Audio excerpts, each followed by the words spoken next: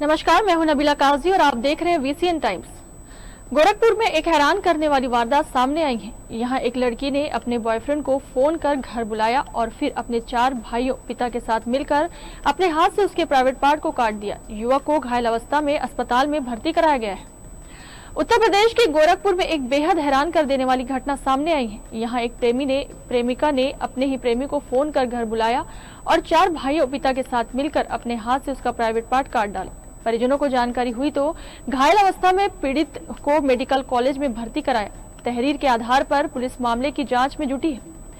गुलरिया थाना क्षेत्र के सरैया बाजार गांव में बुधवार की देर रात ये वारदात अंजाम दी गई। पीड़ित के पिता बसंतलाल ने बताया कि उनका बेटा मिथुन कुमार 22 साल का है। पड़ोस में रहने वाले जयकरण से उनकी पहले से बातचीत बंद है, लेकिन उसकी लड़की और मेरे बेटे के बीच पिछले 2 साल से बातचीत होती थी। जानकारी होने पर मैंने कई बार मना भी किया, लेकिन बुधवार की रात दोहरी कृषि कार्य कराने के बाद मिथुन गाँव में बने दूसरे मकान पर सोने चला गया।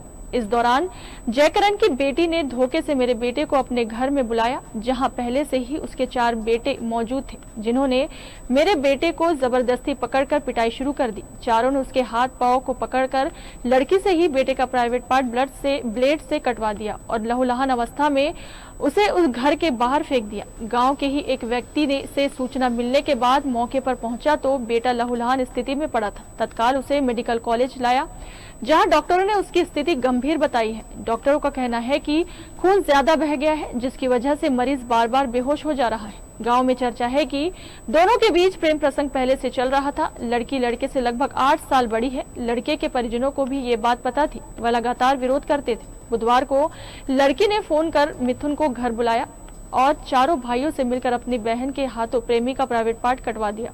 एसपी सिटी अभिनव त्यागी का कहना है कि मामला संज्ञान में है। दोनों तरफ से तहरीर मिली है। लड़की ने तहरीर में लिखा है कि लड़का जबरन घर में घुस आया था। वहीं लड़के के परिजनों की तरफ से मिली तहरीर में उसके साथ धोखे से ऐसा किए जाने की बात लिखी गई है। दोनों ही आधार पर जांच की जा रही है।